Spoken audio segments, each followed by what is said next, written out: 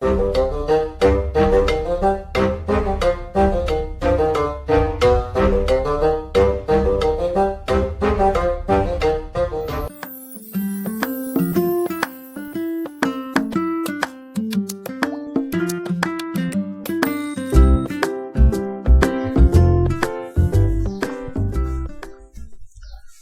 and welcome to your own YouTube channel Space and Time. My name is Sajid and today we are going to learn motional EMF part 2 or some of the advanced numericals of this section which is called motional EMF. તો last લેક્ચરમાં આપણે ભણ્યા કે ગતિકીય EMF શું હોય છે. આ એનો પાર્ટ 2 તમે કહી શકો અથવા એનો નેક્સ્ટ સેક્શન કહી શકો. અહીંયા આપણે એક કન્સેપ્ટના આધારિત થોડા ઘણા દાખલાઓ જોઈશું અને એક નાનું કન્સેપ્ટ આવશે કે આ કિસ્સામાં જો ગતિકીય EMF ઉદ્ભવતું હોય તો સળિયા ઉપર બળ કેટલું લાગશે એના રિલેટેડ યુ આકારનું જે તાર છે અથવા રેલવેની જે પટરી રેલવેના જે પાટા હોય છે એના દાખલા આને કહે છે. આ જે ટોપિક છે તેને તમે બંને નામે ઓળખી શકો. એક તો યુ આકારનું તારના નામે બી ઓળખી શકો અને બીજો તમે કઈ રીતે ઓળખી શકો એને કે રેલવેની ફાટક ઉપર સળિયો મૂકી અને તમે ખેંચો તો શું થાય. બંને રીતે તમે આ ટોપિકને ઓળખી શકશો. બરાબર. એના રિલેટેડ દાખલાઓ છે ટૂંકમાં. હું તમને પહેલા બી કહું છું કે ફિઝિક્સને જે છે એ તમે અલગ અલગ ભાગમાં વહેંચી લો તો તમને ઇઝી પડશે. ટોપિક વાઇઝ ભણશો તો ઇઝી પડશે, ચેપ્ટર વાઇઝ ભણશો તો અઘરું પડશે. છે ને, ફિઝિક્સમાં અમે લોકો ટોટલ ફિઝિક્સને 128 ટોપિકમાં વહેંચી દઈએ છીએ જેથી કરીને છોકરાને ભણવામાં ઇઝી રહે. ચાલો ઠીક છે. ઓલરાઈટ, તો હું અહીંયા ટોપિક લખું છું. ટોપિક છે શું છે? ટોપિક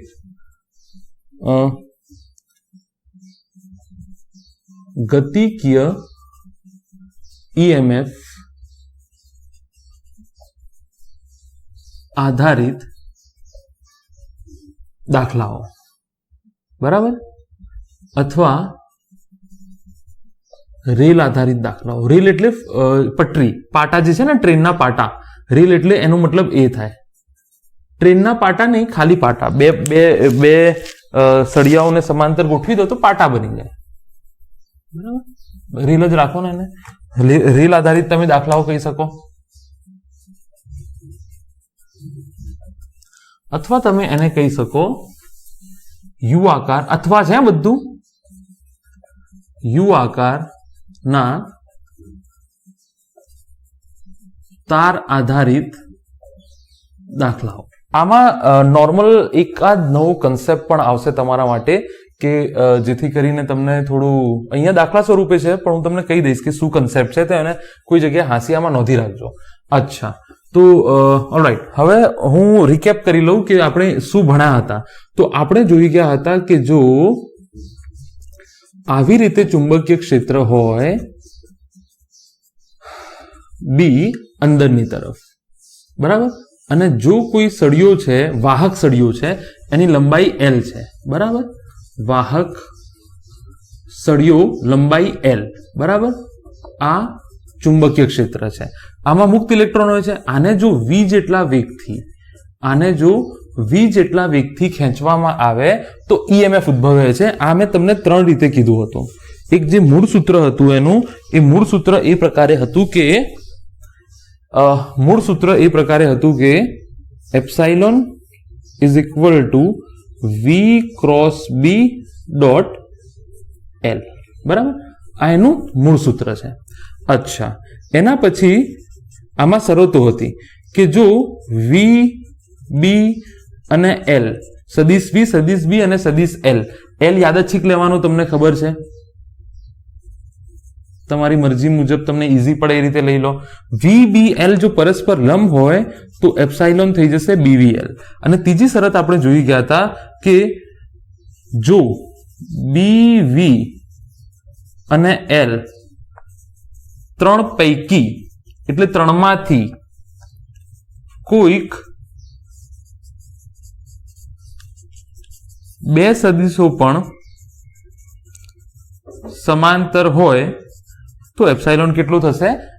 સોરી એપ્સિલોન નહીં, ઈએમએફ કેટલું થશે? 0 થશે. ઈએમએફ કેટલું થશે? 0. તો આ એક નાનો કન્સેપ્ટ છે જે તમને હું યાદ રાખવાનું, નાનું કન્સેપ્ટ, નાની થિયરી જે છે એ આના આધારિત હતી, જે આપણે બધું અહીંયાથી યાદ રાખી લઈશું. બધું જ આપણે અહીંયાથી યાદ રાખી લઈશું. બરાબર? અચ્છા, તો આટલું તમને ખબર છે ઓલરેડી કે આપણે લાસ્ટ લેક્ચરમાં આટલું ડિસ્કસ કર્યું છે. અને પ્લીઝ વારંવાર કહું છું, દર 15 દિવસે પાછળના ચેપ્ટર્સના પેજીસ ફટાફટ ફરાવો. મતલબ 10-15 મિનિટમાં એક ચેપ્ટર, 10-15 મિનિટમાં એક ચેપ્ટર ઉપરથી જોતા રહો. બહુ મજા આવશે જો છેલ્લે રિવિઝન કરવાની તમને. નહીં તો શું થશે, 2 મહિના પછી એવું બ્લેન્ક થઈ જશે ને ફિઝિક્સમાં એક સૌથી મોટો પ્રોબ્લેમ છે. તમે જોશો ને તો તમને એવું લાગશે કે હા મને તો આવડી ગયું, મને તો ખબર પડી જાય છે, મારેથી તો દાખલો થઈ જાય છે. પણ 2 મહિના જશે તો તમને એવું લાગશે કે આ ટોપિક તો આપણે ભણ્યા જ નથી. આ એક પ્રોબ્લેમ છે. અને ફિઝિક્સમાં તમે રિવિઝન નહીં કરો તો પ્રોબ્લેમમાં મુકાઈ જશો. અત્યારે ચેપ્ટર 6 ચાલે છે. હું રિપીટ કરું છું, ચેપ્ટર 1 થી પેજીસ ફેરવવાનું ચાલુ કરી દો.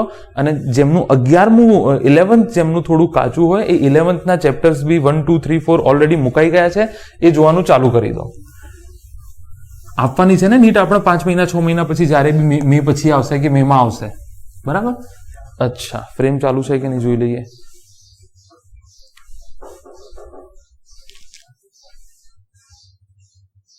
ચાલુ છે. હા, તો હવે આપણે દાખલાઓ ગણવાનું ચાલુ કરીએ.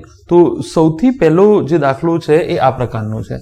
જો એને રેલવેની ફાટક કહી દો, તમે યુ આકારનો તાર કહી દો, જે કેવું હોય કહી દો. બરાબર?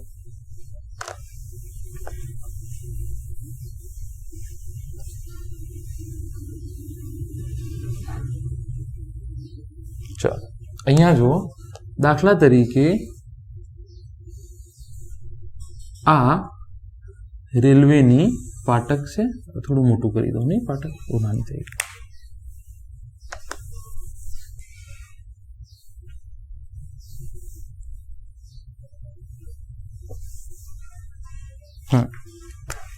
તો દાખલા તરીકે આ રેલવેની ફાટક છે. એના ઉપર મેં એક મુક્ત રીતે હરીફરી શકે તેવો સળિયો મૂક્યો છે. બરાબર? અચ્છા, આની ડિટેલ શું છે? આજે ફાટકની, અથવા તમે યુ આકારનો તાર પણ કહી શકો અને અથવા 2 તાર આવી રીતે ગોઠવ્યા છે એમ બી કહી શકો. બરાબર? ઘર્ષણ રહિત છે. ઘર્ષણ રહિત છે અને અવરોધ રહિત છે. એટલે કે ઘર્ષણ, ફ્રિક્શન 0 લાગે છે અને ઘર્ષણ છે નહીં. અચ્છા, આ સળિયાની ડિટેલ શું છે? સળિયાનું દળ m છે, સળિયાની લંબાઈ l છે અને એનો અવરોધ r છે. એનો અવરોધ કેટલો છે? r છે. અમુક વખત આ બી અવરોધ વગરનું હશે, ચિંતા ના કરશો. અમુક વખત આ બી અવરોધ વગરનું હોઈ શકે. એના રિલેટેડ દાખલો આપણે આગળ જોઈ ગયા છે. હવે અહીંયાથી મેં શું કર્યું? લૂપ કમ્પ્લીટ કરવા માટે થઈ ગયો યુ આકાર. યુ આકાર થઈ ગયો. તો આ નહીં, તમે યુ આકારનું કહો, રેલ આધારિત દાખલાઓ કહો, બંને ચાલશે. બરાબર? આનો અવરોધ r છે. આને તમે અહીંયા v વેગથી ખેંચો છો. v વેગથી ખેંચો છો. તો આપણને આટલી વસ્તુ શોધવાનું કે છે. 1, પ્રેરિત ઈએમએફ શોધો. નંબર 2, પ્રેરિત પ્રવાહ શોધો.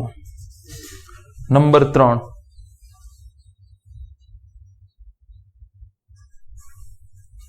સળિયાને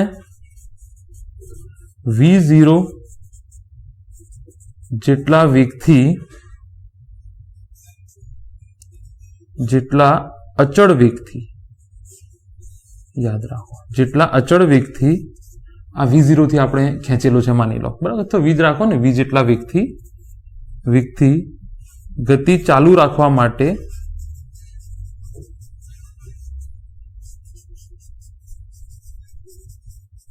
લગાડવું પડતું બળ શોધો. ત્રીજો બહુ ઇમ્પોર્ટન્ટ છે. ત્રીજો જે છે એ બહુ જ ઇમ્પોર્ટન્ટ છે. અને ચોથું આપણને કહે છે ઇનપુટ પાવર અને આઉટપુટ પાવર શોધો. ઇનપુટ પાવર અને આઉટપુટ પાવર શોધો. અચ્છા, હવે જો પ્રેરિત ઈએમએફ. સૌથી પહેલા શું શોધું? પ્રેરિત ઈએમએફ. તો હું કોમન સૂત્ર મૂકું છું. પહેલા કોમન સૂત્ર મૂકું છું. V cross B dot L. પણ અહીંયા જો શરત પ્રમાણે, અચ્છા ચુંબકીય ક્ષેત્ર અંદરની તરફ છે, એ તો ભૂલી ગયા આપણે મૂકવાનું.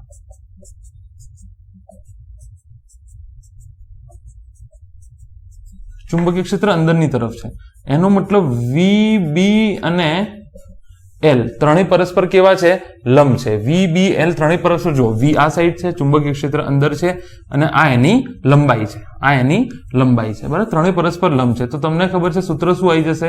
બી વી એલ, વી વેગ છે, બી ચુંબકીય ક્ષેત્ર આપેલું છે, અને એલ એની લંબાઈ આપેલી છે. પતી ગઈ વાર્તા. અચ્છા, હા, આઈ બરાબર તમે એપ્સાઇલોન બાય અવરોધ આવું મૂકી શકો, એપ્સાઇલોન ભાગ્યા અવરોધ, બરાબર? અચ્છા, અહીંયા જો આનો અવરોધ આર આપેલો છે તમને, તમે આંતરિક અવરોધ કરો કે સળિયાનો અવરોધ કેટલો આપેલો છે? આર, બરાબર? અહીંયા લખી દઉં છું, આ સળિયાનો અવરોધ છે, સળિયાનો અવરોધ. આને પરિપથ સ્વરૂપે મારે ડ્રો કરવું હોય તો જુઓ આવી રીતે થશે. વી ક્રોસ બી ની દિશા કઈ થશે? વી થી બી અંદર તરફ છે, આ વી છે, આ બી, તો આવી રીતે હું વાળું તો ઉપરની દિશા થશે, તો બેટરી મારી આવી બનશે. જુઓ, હા કે ના? અચ્છા, આ સળિયાનો અવરોધ આર છે એ હું અહીંયા મૂકી દઉં કોઈ જગ્યાએ, સળિયાનો અવરોધ મેં આર મૂકી દીધો, બરાબર? અચ્છા, અને એક બાહ્ય અવરોધ આ છે આર. અહીંયાથી પ્રવાહ નીકળશે આઈ, આ એપ્સાઇલોન બેટરી છે. તો અહીંયા જો એપ્સાઇલોન તો તમે શોધી નાખ્યું છે, બીવી વિદ્યુતચાલક બળ તો શોધી નાખ્યો છે, બીવીએલ. અવરોધ કેટલું થશે? શ્રેણીમાં આર પ્લસ આર. તો બે વસ્તુ તમારી ક્લિયર થઈ ગઈ. વિદ્યુતચાલક બળ કેટલું છે? બીવીએલ. એપ્સાઇલોન વારંવાર કેમ યાદ આવે છે? સોરી, હા, એપ્સાઇલોન વિદ્યુતચાલક બળ બોલો, ઈ છે, ઈએમએફ. અચ્છા, બરાબર. તો આ બે વાતો તો સામાન્ય હતી. લાસ્ટ લેક્ચરમાં આપણે એક દાખલો જોયો હતો જેમાં બીવીએલ ભાગ્યા માત્ર કેપિટલ આર હતું, કારણ કે એમાં સળિયાનો અવરોધ આપણે 0 લઈ લીધો હતો. અમુક વખત એવું બી હશે કે આ સળિયો બી માની લો એનું કશું છે નહીં, 0 છે, આ સળિયાનો બી અવરોધ 0 હોઈ શકે. અચ્છા, અમુક વખતે હું એમ કહું છું કે સળિયાનો અવરોધ જો આર 0 આપેલો હોય તો કશું નહીં, બીવીએલ અપોન આર પ્લસ આર થશે. અચ્છા, ત્રીજું જુઓ, ત્રીજું ઇમ્પોર્ટન્ટ છે. આ બે તો પહેલા બે તો તમને હવે ઈઝી પડશે, પહેલા બે ગમે તેવું પ્રશ્ન તમને પૂછે આવડી જશે, વાંધો નહીં આવે, બરાબર? અચ્છા, ત્રીજું શું કે છે કે સળિયાને v0 જેટલા અચળ વેગથી ગતિ ચાલુ રાખવા માટે લગાડવું પડતું બળ શોધો. કેમ આવું કે છે આપણને? કેમ આવું કે છે? અચ્છા, ધ્યાન આપો. હું કઈ જગ્યાએ બળ લગાડું છું? આ સાઈડ. તો ક્ષેત્રફળ વધશે, ક્ષેત્રફળ શું થશે? વધશે. તો હવે જે પ્રવાહનું વહન થશે એના કારણે જે ચુંબકીય ક્ષેત્ર પેદા થશે એ લેન્ઝના નિયમ પ્રમાણે વિરુદ્ધ દિશામાં લાગશે. ચુંબકીય બળ કઈ દિશામાં લાગશે? વિરુદ્ધ દિશામાં. અહીંયા જુઓ, જો બી જેટલું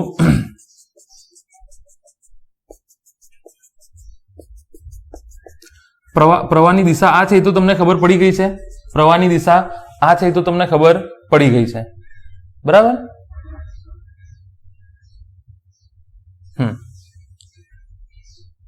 પ્રવાહની દિશા આ છે. તો તમને ચોથા ચેપ્ટરમાં તમને યાદ હશે કે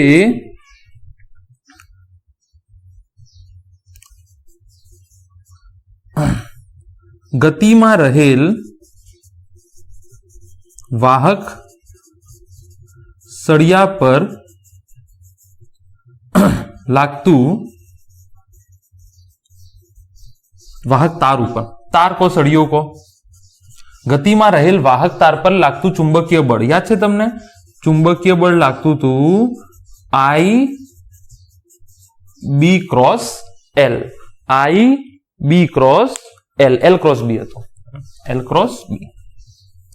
બિલ સાઇન થીટા આપણે કહેતા હતા ને, યાદ છે ને? ચોથા ચેપ્ટરમાં, ચોથું ચેપ્ટર, પાંચમું ચેપ્ટર ભૂલી જાઓ, પાંચમું બહુ નાનું ચેપ્ટર છે, પાંચમામાંથી એટલા કન્સેપ્ટ તમને કોઈ બીજી જગ્યાએ કામ નહીં લાગે. હા, તો આઈ એલ ક્રોસ બી, તાર ઉપર લાગતું બળ, ખબર છે કે નહીં? અચ્છા, અહીંયા જો હું આ જ પરિસ્થિતિ અહીંયા મેં ડ્રો કરી છે. તમે કહેશો આની શું જરૂર હતી પછી આ થાય છે? તો એની જરૂર એ હતી, એની જરૂર નીચે હે. Thank you so much for disturbing me. You can go. चलो तो लाइट જોઈ લો યાર, દરવાજો ખુલે છે તો લાઇટ નો પ્રોબ્લેમ થઈ જાય છે. બરાબર છે. તો FM is equal to I L cross B. અરે યાર હું શું કહેતો હતો યાર, મારો છોકરો છે ને. હા, તો હું તમે કહેશો આની શું જરૂર છે? અરે ભાઈ મેં તમને કીધું હતું કે સળિયો હશે તો માત્ર EMF ઉદ્ભવશે, સળિયો હશે તો માત્ર EMF ઉદ્ભવશે. હા, તો એને લૂપ પ્રવાહ લેવા માટે લૂપ કમ્પ્લીટ કરવી પડશે, તો આપણે ગૂંચળું કમ્પ્લીટ કરી લીધું, બંધ આકાર કમ્પ્લીટ કરી લીધું. તો આપણને એ ખબર પડી ગઈ કે બેટરી કેવી રીતે બને છે. જોઈ લીધી ને તમે, બેટરી મેં બનાવી છે આવી રીતે. બેટરી બનશે V ક્રોસ B ની દિશામાં, V ક્રોસ B ની દિશામાં બેટરી બનશે ઉપરની તરફ, પ્લસ માઇનસ. તો પ્રવાહનું વહન આમ થશે. આ સળિયો બેટરી તરીકે વર્તશે, હા કે ના? સળિયો જે છે તે બેટરી તરીકે વર્તશે, હા કે ના? તો આમ પ્રવાહનું વહન થશે. તો જો I જેટલા પ્રવાહનું વહન થતું હોય, હવે હું આ ડ્રો નથી કર્યું, એ બી માની લો અહીંયા છે જ. જો I જેટલા પ્રવાહનું વહન તારમાંથી થતું હોય, બરાબર, ગતિ નહીં, સોરી, ગતિમાં ખોટું લખ્યું છે મેં, વિદ્યુત પ્રવાહ ધારિત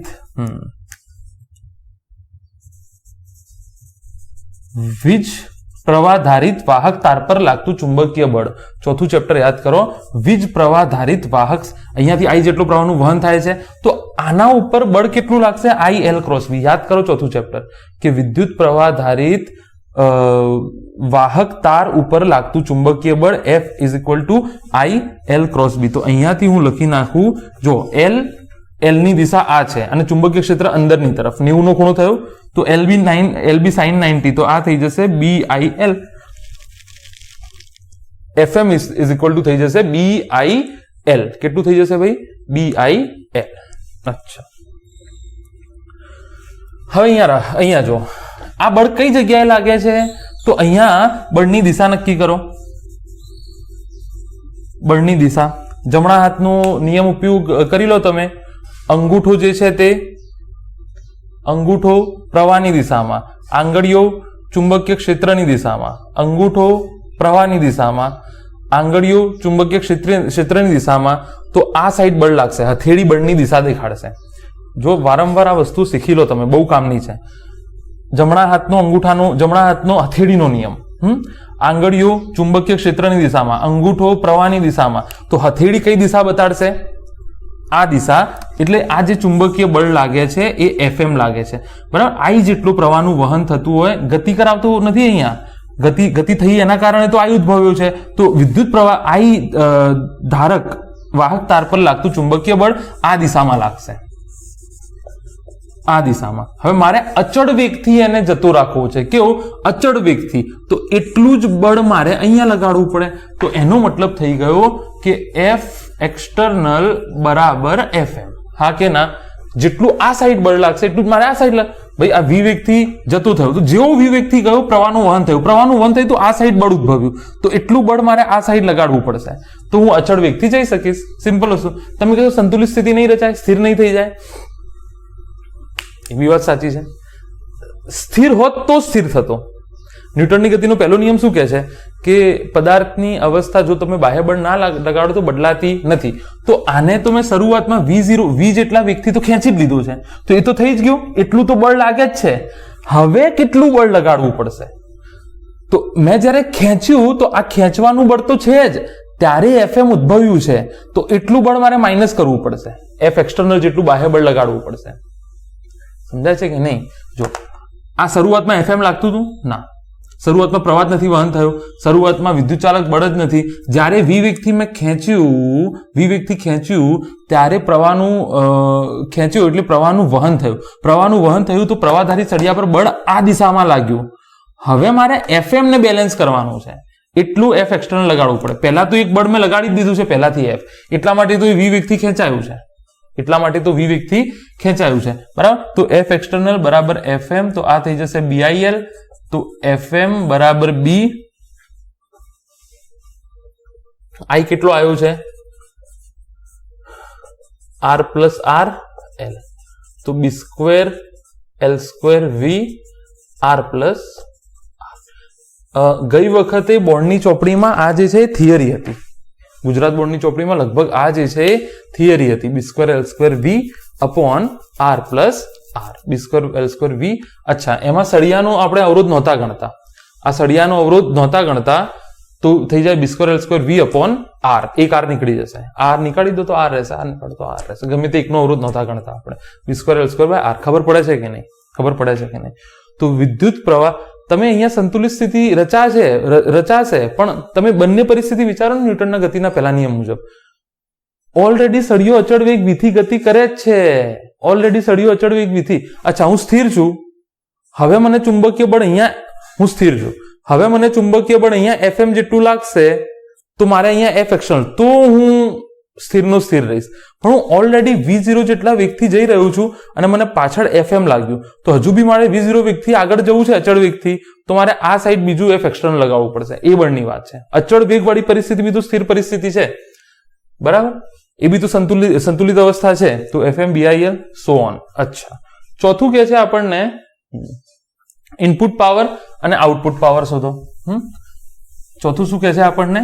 ઇનપુટ પાવર અને આઉટપુટ પાવર શોધો.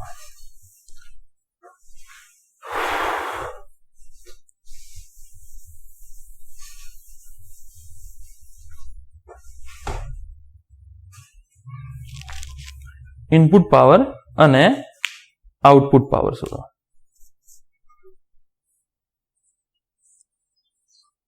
અચ્છા, તમને ખબર છે સૌથી પહેલા જુઓ ઇનપુટ પાવર એટલે, ઇનપુટ પાવર એટલે શું થઈ ગયું? મેં જે કાર્ય કરેલું હશે એના કારણે, બરાબર કે નહીં? અચ્છા, તો પાવર થઈ જાય W external divided by T. Power આટલું થઈ જશે, W external divided by T, આટલું થઈ જશે. અચ્છા, અહીંયાથી જુઓ, આને હું આવું કરી શકું, ધારો કે x જેટલું સ્થાનાંતર આપ્યું હોય તો આ શું થઈ જાય? FV થઈ જશે. પાવર અદિશ રાશિ છે એટલે ડોટ મૂકવાની જરૂર નથી. F ડોટ dx થઈ જાય કે નહીં? નીચે dt લઈ લો, આવું બી તમે કરી શકો. P બરાબર dw બાય dt, તો F dx બાય dt થઈ ગયું FV, બરાબર? તો પાવર કેટલો થઈ ગયો? FV, F external. બાહ્ય બળ વડે થયેલું કાર્ય એ ઇનપુટ પાવર થશે. મેં કેટલો પાવર આપ્યો અને એ કેટલો પાવર મને આપે છે, મેં કેટલો પાવર આપ્યો અને એ મને કેટલો પાવર આપે છે, તો આ મેં આપેલો પાવર છે. Work done by external force, બાહ્ય બળ વડે થયેલું કાર્ય, બાહ્ય બળ વડે થયેલું કાર્ય આટલું છે, તો b²l²v, v વેગ છે, upon r plus r into v, તો b²l²v² upon r plus r. ગમે તે એક અવરોધ ના હોય એવું બી બની શકે કે આનો અવરોધ, પહેલા જ મેં વાત કરી, આ ઇનપુટ થયો. અચ્છા, હવે રેલની પટરીનું ઘર્ષણ છે નહીં, ઘર્ષણ બળ લાગે છે? નથી લાગતું, એટલે કશું ઉર્જાનો ખર્ચો થશે નહીં. હા, ઘર્ષણ બળ લાગતું તો ઉર્જાનો ખર્ચો થતો, ઘર્ષણ બળ લાગતું તો ઉર્જાનો ખર્ચો થતો, તો ઉર્જા સંરક્ષણ થશે. અહીંયા જેટલો પાવર અહીંયા છે એટલો જ પાવર આઉટપુટમાં મળશે તમને. સીધી વાત છે, જેટલો પાવર તમે ઇનપુટ આપ્યો છે તેટલો ને તેટલો પાવર તમને આઉટપુટમાં મળશે. તો આઉટપુટમાં તમે પાવર કેવી રીતે લખો? તમને જે મળ્યું છે તે I²R પ્લસ I²R, તો I²R પ્લસ R. તો અહીંયાથી જુઓ, b² I મૂકવાનું છે ને, I કેટલો હતો? b²l²v² upon r plus r નો સ્ક્વેર r પ્લસ r. તો અહીંયાથી p થઈ જાય b²l², blv હતું ને, તો blv ભાગ્યા r પ્લસ r હતું, બરાબર? તો b²l²v² r પ્લસ r. ઉર્જા સંરક્ષણનો નિયમ, જેટલો પાવર ઇનપુટ હતો એટલો પાવર આઉટપુટમાં મળ્યો. આને કન્સેપ્ટ તરીકે બી યાદ રાખજો. આજે હું દાખલા જે બી કરાવું છું ને એને નાના કન્સેપ્ટ તરીકે બી યાદ રાખજો. જરૂરી નથી કે ડાયરેક્ટ આવું બધું જ પૂછે, હોઈ શકે તમને ડાયરેક્ટ પાવર પૂછી લે. અહીંયા પાવરનું સૂત્ર મેં શું કહ્યું?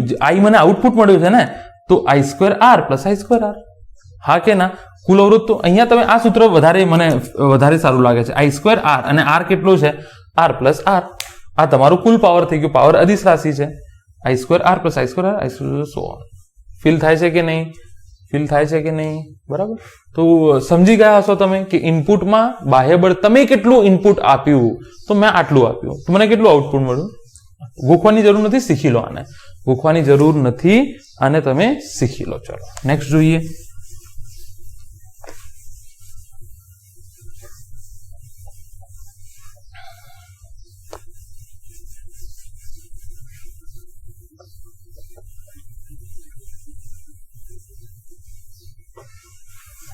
હવે શું છે? કશું નથી હવે.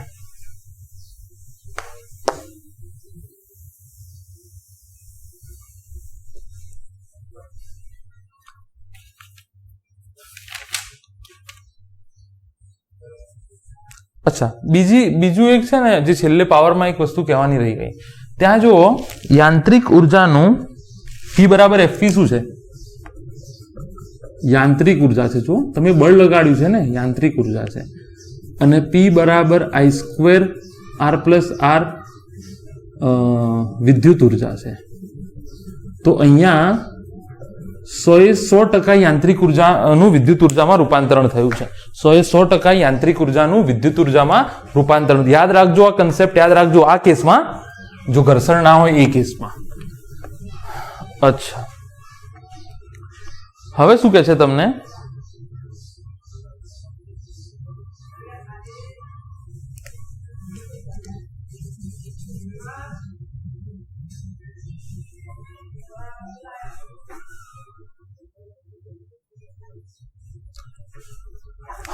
અચ્છા, તો હવે દાખલો છે ફરીથી કે પાટાઓ બે, વાહક પાટાઓ. કેવા પાટાઓ? વાહક પાટાઓ. એના ઉપર આ મેં શું મૂકી દીધું? સળિયું મૂકી દીધું. ફરીથી આ ઘર્ષણ રહિત અને અવરોધ રહિત, અને આનું દળ M, લંબાઈ L અને અવરોધ R. આ તો ખબર પડી ગઈ ને તમને, લખી નાખજો તમે. લંબાઈ અને આ છે દળ, આ છે દળ. અચ્છા, અહીંયા શું મૂક્યું મેં? એક અવરોધ R મૂકી દીધો. શું મૂકી દીધો? અવરોધ R. તો આને શરૂઆતમાં V0 જેટલો વેગ લગાડવામાં આવે છે. શરૂઆતમાં શું કરવામાં આવે છે? V0 જેટલો વેગ લગાડવામાં. ધ્યાનથી જોજો, બહુ ઇમ્પોર્ટન્ટ કન્સેપ્ટ છે. V0 જેટલો શરૂઆતમાં વેગ લગાડવામાં આવે છે. તો હું લખી નાખું છું અહીંયા શરતો. શરૂઆતમાં દાખલો ગણો તો દાખલો ગણો, આને કન્સેપ્ટ ગણો તો કન્સેપ્ટ ગણો. શરૂઆતમાં V0 જેટલા વેગથી વાહક સળિયાને ગતિ કરાવવામાં આવે છે. શરૂઆતમાં V0 જેટલા વેગથી વાહક સળિયાને ગતિ કરાવવામાં આવે છે.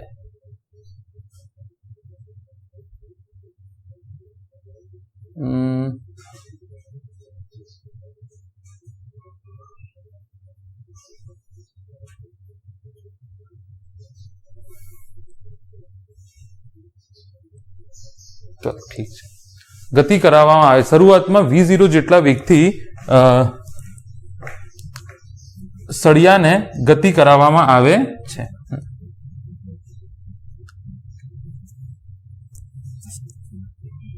તેના પછી બાહ્ય બળ લગાડવામાં આવતું નથી. સળિયો ધીમે ધીમે ગતિ કરતો અટકી જાય છે. આ પરિસ્થિતિ આપી છે. પેલામાં તો તમને શરતો હતી, તો આમાં શું શોધવાનું કે છે? EMF શોધો, પ્રેરિત પ્રવાહ શોધો. ત્રીજું તમને શું શોધવાનું કે છે? કે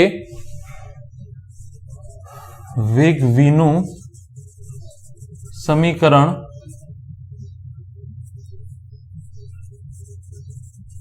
સમયના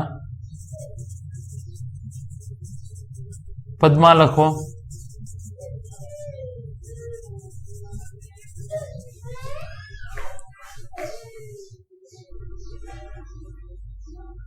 અચ્છા, વેગનું સમીકરણ સ્થાનાંતરના પદમાં લખો.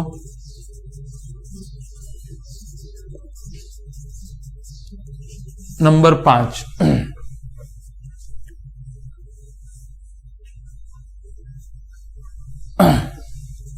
જ્યારે સળિયો અટકી જાય ત્યારે સળિયાનું સ્થાનાંતર શોધો. આટલી વસ્તુ આપણને શોધવાનું કહે છે. શરૂઆતમાં V0 જેટલા વેગથી આને ધક્કો આપણે મારી દીધો, ઝૂમ, તો આ ગયું. પણ હવે તમને ગઈ વખતની થિયરી ખબર છે કે આ સાઈડ જો ગતિ કરતો નહીં, જો I જેટલો વિદ્યુત પ્રવાહ ધારિત તાર ચુંબકીય ક્ષેત્રમાં મૂકવામાં આવે તો એના ઉપર ચુંબકીય બળ લાગશે. એ આ દિશામાં બળ હશે, એટલે આની ગતિ ધીરે ધીરે ઘટતી જશે. તો વેગનું t ના પદમાં, વેગનું x ના પદમાં, અને જ્યારે અટકી જાય ત્યારે એનું, અચ્છા, જરૂરી નથી કે બધું સાથે જ પૂછે, અલગ અલગ પણ પૂછી શકે છે. અચ્છા, આ તો ઈઝી છે. BV0L, જો B લંબ V લંબ L છે કે નહીં, તો EMF કેટલો થઈ જશે? BV0L. અચ્છા, આ બી ઈઝી છે, ગઈ વખત તમે શોધી લીધો છે. BV0L ભાગ્યા R પ્લસ R, BV0L ભાગ્યા R પ્લસ R. બરાબર, આ બે વાતો થઈ ગઈ. હવે ધીરે ધીરે બાકીની વાતો આપણે શોધીએ. ચાલો,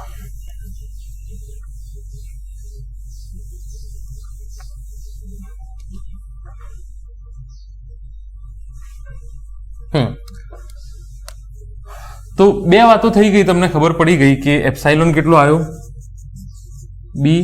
BV0L, અને I કેટલું થઈ જશે? Epsilon R plus R, R plus R, આનો અવરોધ R આપેલો છે. અચ્છા, ત્રીજું હવે તમને શું શોધવાનું કહે છે કે વેગનું સમીકરણ સમયના પદમાં મેળવો. આસાન છે, કશું નહીં. વેગનું સમીકરણ સમયના પદમાં મેળવો. અચ્છા, અહીંયા જો હું તમને ફરીથી થોડું કન્સેપ્ટ ક્લિયર કરાવી દઉં છું કે આ જે સળિયો છે એને V0 વેગથી તમે ખેંચ્યું હશે તો આ સાઈડ આમ પ્રવાહ ઉત્પન્ન થયો હશે, હા કે ના? તો આને હું આવી રીતે બી ડ્રો કરી શકું.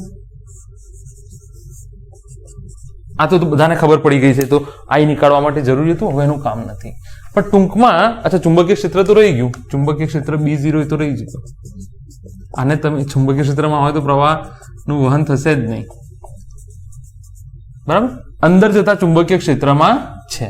અચ્છા, માની લો t બરાબર 0 એ અહીંયા છે અને એનો વેગ ઘટતો ઘટતો t બરાબર t સમયે વેગ જે છે, અહીંયા વેગ v બરાબર v0 છે, અહીંયા વેગ v થયો. વેગ કેટલો થયો? અહીંયા v થયો. બરાબર, વેગ v ઘટતો જાય છે વેગ, અહીંયા t બરાબર t સમયે વેગ v થયો. બરાબર, તો એ હકીકત લખી નાખું છું કે પ્રારંભિક વેગ t બરાબર 0 સમયે v બરાબર v0. બરાબર, t બરાબર t સમયે વેગ થઈ ગયો v બરાબર v, એટલે કે વેગ v થઈ ગયો. v બરાબર v લખવાની જરૂર નથી, વેગ v0 છે અને અહીંયા વેગ કેટલો થઈ ગયો? v થઈ ગયો. અચ્છા, હવે અહીંયા જો તમે ધ્યાનથી જોજો કે આ સળિયા I જેટલો પ્રવાહનું વહન થાય છે. બરાબર, અચ્છા, ચુંબકીય ક્ષેત્રમાં છે. તો જો હાલ મેં પહેલા બી લખ્યું હતું આના થિયરી, જો સળિયાને હું ચુંબકીય ક્ષેત્રમાં ખેંચું અને I જેટલું પ્રવાહનું વહન થાય તો FM is equal to I B cross L જેટલું બળ લાગશે. હાલ જ ચર્ચા થઈ કે વિદ્યુત પ્રવાહ ધારિત તારને ચુંબકીય ક્ષેત્ર પર મૂકતા લાગતું બળ. ખબર છે કે નહીં થિયરી? ખબર છે કે નહીં? વિદ્યુત પ્રવાહ ધારિત તારને ચુંબકીય ક્ષેત્રમાં મૂકતા લાગતું બળ. તો આ થઈ જશે BIL sin 90, કારણ કે I આ છે ને અંદર, તો 90 નું ખૂણો તો BIL થઈ જશે. ધ્યાનથી જોજો, કશું મિસ ના કરતા અહીંયા. બરાબર, અચ્છા, હવે અહીંયા જો એનો મતલબ એને આ દિશામાં બળ લાગે છે, એનો મતલબ એને આ દિશામાં પ્રવેગ ઉદ્ભવશે. જેટલો સળિયો ભારે હશે એટલો પ્રવેગ વધારે ઉદ્ભવશે. તો FM બરાબર MA લખી શકું, હા કે ના? FM બરાબર શું લખી શકું? MA. અચ્છા, હવે જો I ની કિંમત અહીંયાથી મૂકી દો તમે. B V0 L I ની કિંમત છે B V0 L L upon R plus R बराबर MA। तो MA बराबर थी जाए B square V0 L square R plus R। આટલું થઈ જશે, હા કે ના? અચ્છા, હવે દાખલા તરીકે t બરાબર t સમય તમે આ સમીકરણ બનાવો તો એનો વેગ કેટલો છે? v। તો અહીંયા હું v કરી નાખું, સમજાય કે ના સમજાય? અહીંયા હું v કરી નાખું। t બરાબર આ તો t બરાબર 0 સમય માટે સમીકરણ થયું। t બરાબર t સમય લખતો તો v બરાબર v કરી શકું કે ના કરી શકું? કરી શકું। તો fm બરાબર મેં ma મૂક્યું। અચ્છા, અહીંયાથી જુઓ એ કેટલું થઈ જશે? b square v square l bv b square l square v square કરી નાખો v upon m r plus r। અહીંયાથી આવું થાય dv अपॉन dt बराबर b square l square v m r plus r। તમને ફીલ થશે અહીંયા કેમ મેં v કરી નાખ્યું? કન્ફ્યુઝ ના થશો યાર, કન્ફ્યુઝ ના થશો। હું શું કહું છું, IBL, હવે i નું સમીકરણ તમે કહેશો અહીંયાથી લીધું છે। હવે હું તમને એમ કહું છું કે આ i નું સમીકરણ મારે t બરાબર t સમયે વેગ v હોય તો એ વખતે એપ્સાઇલોન કેટલું થઈ જાય? BVL થઈ જાય કે ના થઈ જાય? હવે i નું સમીકરણ લખજો તમે। હવે i નું, કારણ કે સમય જતા વેગ બદલાતો જાય છે ને, તો અહીંયા મેં જનરલ સમીકરણ લખ્યું છે। પ્રારંભિક સમીકરણ લખીશ v0 વાળું તો અચળ થઈ જશે। v0 પ્રારંભિક વેગ અચળ છે, એના પછી જેમ જેમ તમે આગળ જાવ છો તેમ તેમ વેગ ઘટતો જાય છે। એટલા માટે જો હું સળિયો જ્યારે અહીંયા પહોંચે ત્યારે એપ્સાઇલોન કેટલું હશે? BVL, હા કે ના? તો એ પ્રમાણે મેં સમીકરણ બનાવ્યું, બરાબર। પછી મેં તમને કીધું આ સાઈડ પ્રવેગ ઉદ્ભવશે એ જેટલો, કારણ કે આ સાઈડ બળ લાગે છે, ધીરે ધીરે ધીમો પડે છે, તો એ જેટલો, તો f કેટલો પ્રવેગ ઉદ્ભવશે? f બરાબર ma। તો a બરાબર b square l square v upon m r plus r। અચ્છા, ચાલો, બીજી અગત્યની એક વાત એ છે કે અહીંયા પ્રતિપ્રવેગ ઉદ્ભવે છે। શું ઉદ્ભવે છે અહીંયા? પ્રતિપ્રવેગ। આ બંને અલગ અલગ દિશામાં છે। અત્યાર સુધી આપણે નતા મૂકતા, પણ અત્યારે મૂકવું પડશે, કારણ કે સમય સાથે વેગ ઘટતો જાય છે, હા કે ના? સમય સાથે વેગ, અહીંયાથી તમને ફીલ થશે કે માઇનસ નિશાની કેમ મૂકી? સમય સાથે વેગ શું થાય છે? ઘટતો જાય છે। હવે અહીંયાથી જુઓ, અહીંયાથી તો આપણે અટકી ગયા કે અહીંયાથી તો હવે કશું થાય એવું છે નહીં, અહીંયાથી બિલકુલ તમે અટકી ગયા છો। તો હું એક કામ કરું, આવું લખાય dv ભાગ્યા v, આ v ને અહીંયા લઈ આવ્યો, minus B square L square M R plus R DT. તમે કહેશો એવું કેમ કર્યું? કારણ કે અહીંયા અટકી ગયું છું મેથેમેટિકલી। શું કરું અહીંયા? બંને બાજુ સંકલન કરું, શું કરું? હવે અહીંયા સંકલન કરી શકું, અહીંયા મારા જોડે છૂટછાટ છે। 1/v dv minus B square L square M R plus R DT, M R plus R DT.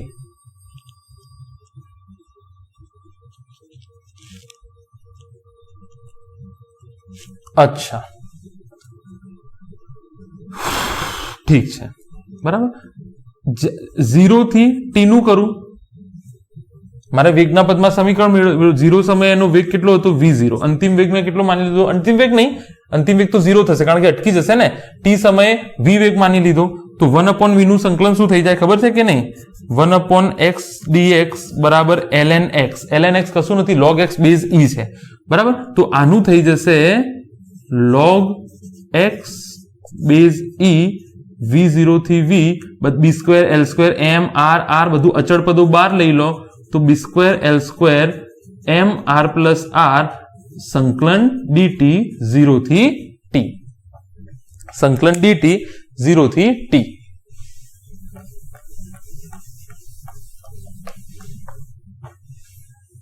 अच्छा, આને ln x भी લખી શકું, તો હું ln x કરી નાખું। ln x v થી v0 minus B square L square M R plus R T 0 थी टी। तो आ थी जैसे ln v minus ln v0 minus B square L square T M R plus R. आ बधी चर्चा थई गई है। आवी रीते लखाया आने B square L square T M R plus R. ln आ बाजू जाए तो e नी घात चढ़ी जશે v भाग्या v0। ln ने पेली साइड मोकलो तो e B square L square T घात में है। आखू आखू पद घात में है e नी। ln पेली साइड मोकलो तो आ थाय। जो ln x बराबर y होय तो x बराबर e रेज टू y थई जाए। बराबर समझी लो आने। ln x होय तो पेली साइड जाए तो आउ थई जाए। अमुक वखते आ प्रमाणे बी एने लखेलुं हशे v अपॉन v0 exp, कारण के आ ऊपर लगता ना भी फावे कोईने। एक्सपोनेंशियल exp आ बंनेनो मतलब सेम ज छे। अमुक वखत आउ भी लखेलुं हशे, अमुक वखत आउ भी लखेलुं हशे। आनो मतलब आ ज थाय exp एक्सपोनेंशियल ब्रेकेट में आउ तो एनो मतलब थाय e raise to minus B square L square T upon M R plus R. तो आ थई जशे v is equal to v0 e raise to minus B square L square T upon M R plus R. तो आ थई गयुं T आधारित समीकरण। याद राखी लो आने। आ थई गयुं टी आधारित समीकरण v is equal to v0 e raise to minus B square L square R plus R M रही गयो ने आई गयो आर टी। बराबर। अच्छा आनो ग्राफ केवो आवशे जोई लो। आनो जे ग्राफ छे v विरुद्ध t नो v समय साथे आवी रीते एक्सपोनेंशियली घटतो जशे। कदाच पूछाय तो आवा केस में कदाच पूछाय तो आने कंसेप्ट तरीके जोजो। हूँ तो कहूं छुं दाखला ना करता भी आने कंसेप्ट तरीके जोजो। एकदम इजी है, कशुं नथी, खाली मैथमेटिक्स से थोड़ू शुरुआतनी वस्तु तो सेम है। bv0l आई केटलो थशे bvl upon r plus r। जे भी तमारे वेग होय ए प्रमाणे धीरे धीरे एप्सिलॉन घटतो जशे, कारण के वेग धीरे धीरे घटतो जाय छे। अहींया प्रारंभिक वेग v0 छे, पछी बळ नथी लगाडવાનો, धक्को मार्यो पछी छोड़ दीधुं तो धीरे धीरे आ घटतो जशे, धीरे धीरे आ घटतो जशे। बराबर। अच्छा तो एक आ वस्तु थई गई।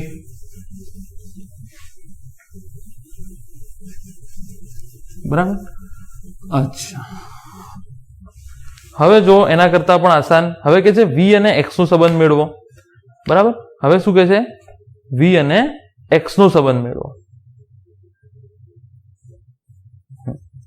तो अहींया जो एक तमने फरीथी लखाई दઉં છું fm इज इक्वल टू शुं हतुं BIL। हाँ fm is equal to BIL। तो ma बराबर b BVL upon r plus r into l। तो B square L square V R plus R M is equal to A थई जशे। हाँ अच्छा अहींया थी जुओ dv भाग्या dt B square L square. हाँ v नी जग्याए हूँ शुं लखी सकूं dx भाग्या dt लखी सकूं r प्लस आर एम। जो अहींया थी dt कैंसल थी जशे, अथवा dt त्यां मोकली दो तमे, एवुं भी करी सको तमे। बराबर। तो अहींया बंने साइड संकलन लई लो। हवे तमारे उतावळ करवानी जरूर नथी, बधा पदों प्रॉपर लखो r plus R M dx। बंने बाजू संकलन लो, अचल पद बार काढो एंड सो ऑन। अहींया पहेला स्थान 0 हतुं, हवे x छे। अहींया स्थान पहेला 0 हतुं, हवे x छे। अहींया 0 ए वेग v0 हतो, अहींया x ज्यारे स्थानांतर थयुं त्यारे वेग v छे। तो अहींया शुं थई जशे v संकलन dv v थई जशे v0 थी v B square L square R plus R M X 0 थी x। तो v minus v0 is equal to B square L square R plus R M into X. X minus 0 एटले x लखाय। तो अहींयाथी तमे लखी सको v is equal to v0 B square L square X upon R plus R M. बराबर। आ समीकरण थई जाय। एक एक पद जो आसान है, कशुं नथी, एटલું अघरू नहीं। थोड़ी प्रैक्टिस करो। संकलन विकलन ने एवं हो तो पाछळ प्लेलिस्ट में ऑलरेडी 11th प्लेलिस्ट में संकलन विकलन मूकेलू है, त्यां आगळ थोड़ी प्रैक्टिस कर लो, आरामथी आवड़ी जशे, आरामथी आवड़ी जशे। बराबर। अच्छा हवे आपणने चौथा नंबरनुं शुं पूछ्युं छे? चौथा नंबरनुं शुं पूछ्युं छे ध्यानथी सांभळजो। चौथा नंबर में आपणने शुं पूछ्युं छे? चौथा नंबर में एम पूछ्युं छे के ज्यारे सळियो अटके त्यारे स्थानांतर। સળિયો જાણે અટકે તો એનો અંતિમ વેગ કેટલો થઈ જશે? 0. તો આ સમીકરણમાં v is equal to v0 b² l² x upon r plus r m આ 0 લઈ લો તો અંતિમ તમારું સ્થાનાંતર આવી જશે b² l² x r plus r m. તો આ થઈ જશે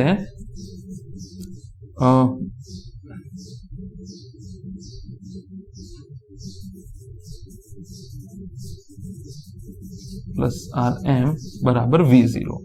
तो x is equal to v0 r plus r upon m b² l².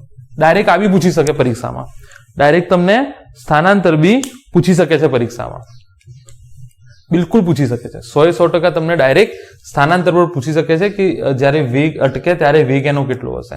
आसान वस्तु छे, 2-3 वखत रिपीट करो. आसान कन्सेप्ट छे. 10 मिनिट आना ऊपर लगाओ, 10 मिनिट आना ऊपर जवा दो थोड़ी, तो तमने आराम थी खबर पड़ी जैसे कोई एकलू अघरू है नहीं. बराबर. अच्छा चलो आगळ वधी. हवे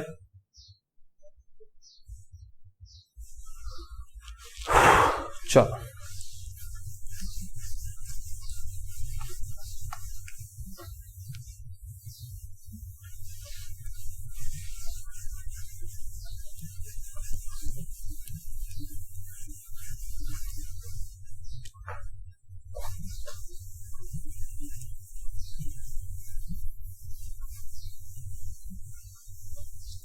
चलो छेल्लो दाखलो आपणे जोई लईए. आमां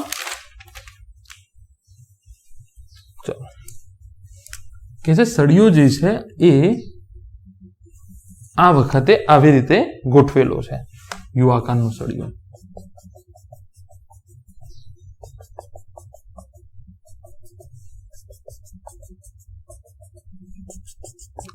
बी जेटलू नियमित चुंबकीय क्षेत्र छे. बराबर. આપણે આપણો સળિયો અહીંયા રાખ્યો છે. m લંબાઈ, l અવરોધ r, m દળ, l લંબાઈ અને અવરોધ r. બરાબર. અચ્છા હવે શું કહે છે, આને અત્યારે આપણે પકડી રાખ્યું છે. t બરાબર 0 સમયે એનું વેગ કેટલું છે? 0. બરાબર. હવે વાહક સળિયાને मुक्त करवामा आवे छे. थोड़ू एक वस्तु एड करी दो. गुरुत्वाकर्षण बळनी असर हेठळ मुक्त करवामा आवे छे. बराबर. एवो सळियो आपणे ચોટાડીને રાખ્યું છે, પણ ઘર્ષણ બળ હજુ બી 0 છે. તમે એવું ના વિચારતા ધીરે ધીરે આવશે. ઘર્ષણ બળ આમાં 0 લાગે છે. બરાબર. અને આ પોતે બી અવરોધ રહિત છે. બરાબર. આ વસ્તુ તમે યાદ રાખજો. अच्छा तो t बराबर 0 समय वेग v बराबर 0 છે. હવે આ સળિયાને ગુરુત્વ મુક્ત કરવામાં આવે છે. मतलब ગુરુત્વાકર્ષણની અસર હેઠળ મુક્ત કરવામાં આવે છે. એનો મતલબ શું કર્યો છે આપણે અહીંયા? ગુરુત્વ મુક્ત मतलब ગુરુત્વાકર્ષણ બળની અસર હેઠળ મુક્ત કરવું. આવી રીતે छोड़ी दीधो तो ए सरक से एना ऊपर सळिया. घर्षण बळ 0 છે. તમે કહો ઘર્ષણ બળ લાગશે, ગુરુત્વાકર્ષણ બળ કરતા ઓછું 0 છે. એનો મતલબ અહીંયા mg લાગશે. તો અહીંયા આપણને શું શોધવાનું કહે છે કે 1 EMF શોધો, 2 પ્રવાહ શોધો, 3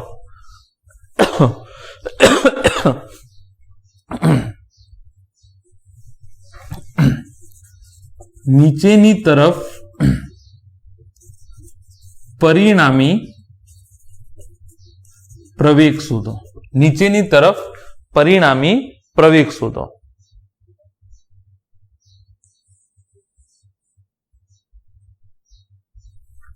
અને 4 टर्मिनल वेग शोधो. टर्मिनल वेग कोने कहेवाय? શીખવાડું છું. टर्मिनल वेग कोने कहेवाय શીખવાડું છું. પહેલા જુઓ EMF. તો આરામથી લખી નાખો. BVL જો बळ अहींया लागे छे. मतलब वेग एनो अहींया हशे ने, जे बी वेग हशे आ साइड हशे. सळियो आम छे એટલે આ બે તો લંબ થયા. ચુંબકીય ક્ષેત્ર ત્રણેય લંબ છે તો એ થશે. બરાબર. I કેટલું થશે? BVL upon R. આનો અવરોધ R આપેલો છે, સ્મોલ r આપેલો છે. BVL अपॉन R થઈ જશે. अच्छा બરાબર. ओके, अब कदाच बेटरी तमने ड्रॉ करवानुं के तो बेटरी V क्रॉस B ની દિશા કઈ થશે? V cross B, V cross V आ सॉरी V क्रॉस B છે ને, તો V क्रॉस B આ સાઈડ ધન થશે, V નીચે છે, V થી તમે B ગયા, બેટરી જે છે આવી થશે પ્લસ માઇનસ, બરાબર? હા, બેટરી આવી થશે, V નીચે છે ને, V નીચે છે, V થી આમ ગયા તો અંગૂઠો આ સાઈડ છે, તો ધન છેડો ત્યાં V क्रॉस B ની દિશા ત્યાં થશે. અચ્છા, તો એક આ વાત થઈ ગઈ, બે વસ્તુ થઈ ગઈ. નીચે તરફ પરિણામી બળ કેટલું હશે? તો તમને એક તો શોર્ટકટ ખબર છે પ્રવેગ નીકાળવાનું, પ્રવેગ એટલે F નેટ ભાગ્યા M નેટ. અચ્છા, M તો એકલું જ છે દળ, F નેટ આ કેસમાં કેટલું લાગે છે ધ્યાનથી જુઓ. અચ્છા, બીજું શું કહે છે આપણને? નીચેની તરફ પરિણામી પ્રવેગ, એટલે એનું કહેવાનો મતલબ એમ છે કે નીચે મોટું છે, તો જે મોટું છે આગળ મૂકી દો mg, અને માઇનસ તમને ખબર છે ચુંબકીય બળ લાગશે. બે બળો અહીંયા લાગે છે, એક લાગે છે ગુરુત્વીય બળ, બીજું ચુંબકીય બળ. આગળ મેં કેમ mg મૂક્યું? કારણ કે છે નીચેની તરફ, તો એનો મતલબ એમ નીચેની તરફ પરિણામી પ્રવેગ છે, એનો મતલબ mg મોટો હશે, અને fm તમને ખબર છે BIL લાગશે ભાગ્યા m.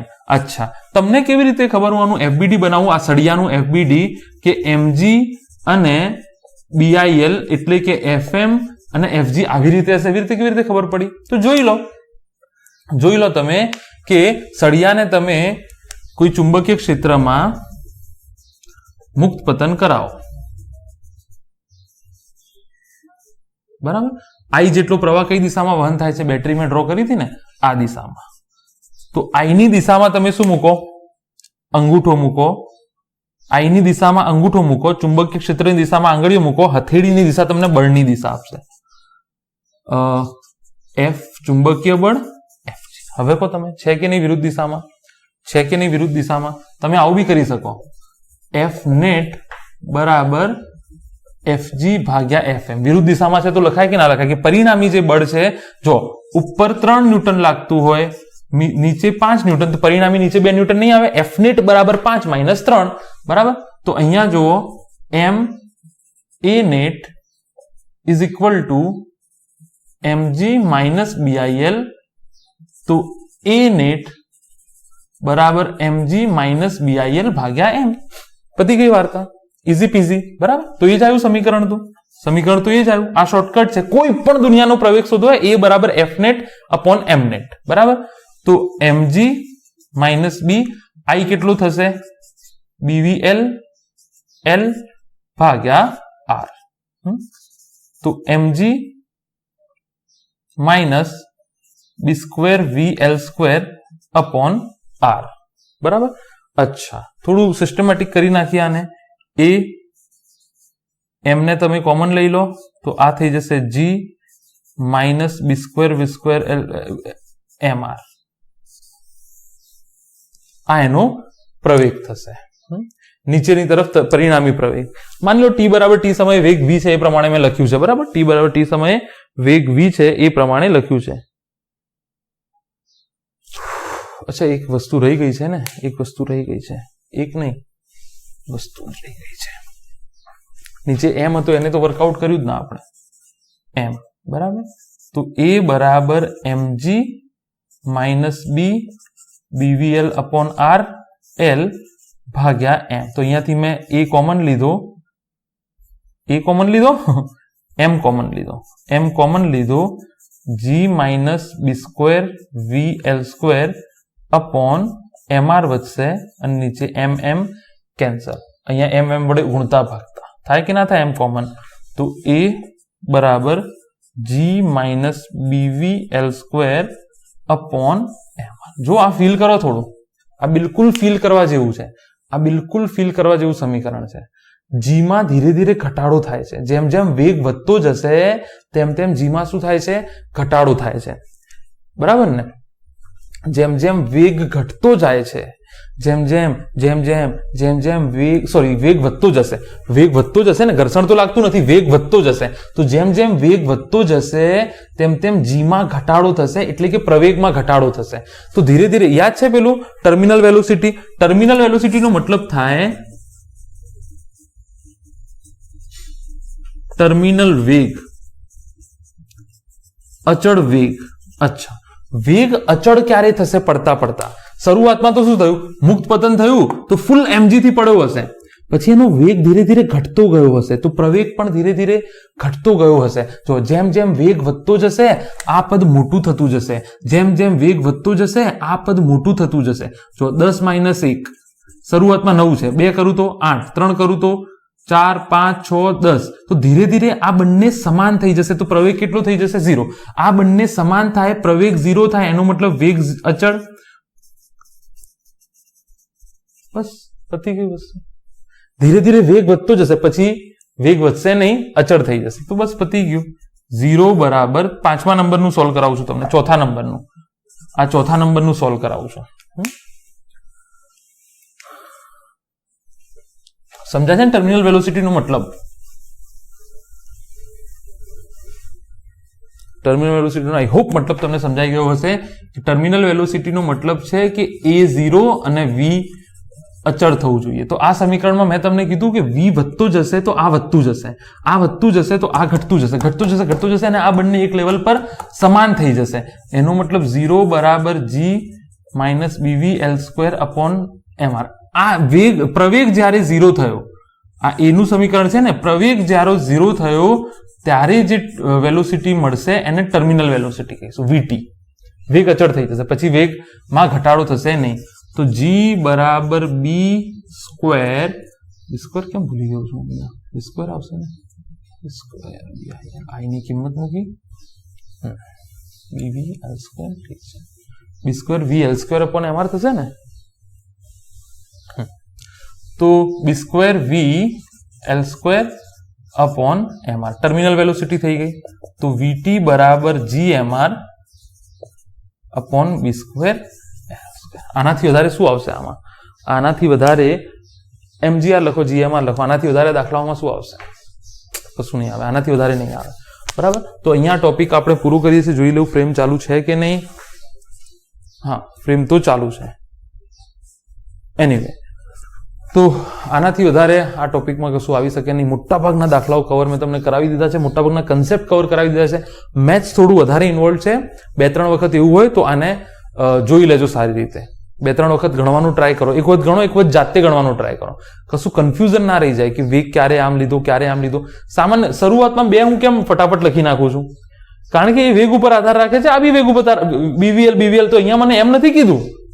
અહીંયા મને એમ નથી કીધું કે પર્ટિક્યુલર જગ્યા ઉપર શોધો. મેં જનરલ સૂત્ર મૂકી દીધું BVL. વેગ મૂકો તમારી મરજી. વેગ આપેલો હશે પરીક્ષામાં તો વેગ જેટલો આપેલો એટલો વેગ મૂકી દો કે આટલો વેગ થાય ત્યારે વિદ્યુત ચાલક બળ કેટલું હશે. તો અહીંયા કોમન સૂત્ર BVL અને BVL અપોન R કોમન સૂત્ર મૂકી દીધું છે. સમય સાથે તે બદલાશે. બરાબર.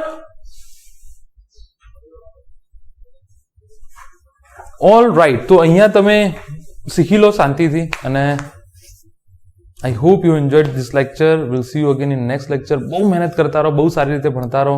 સાથે મળીને નીટમાં 600+, 700+ આપણે જઈશું. I hope so. All the very best.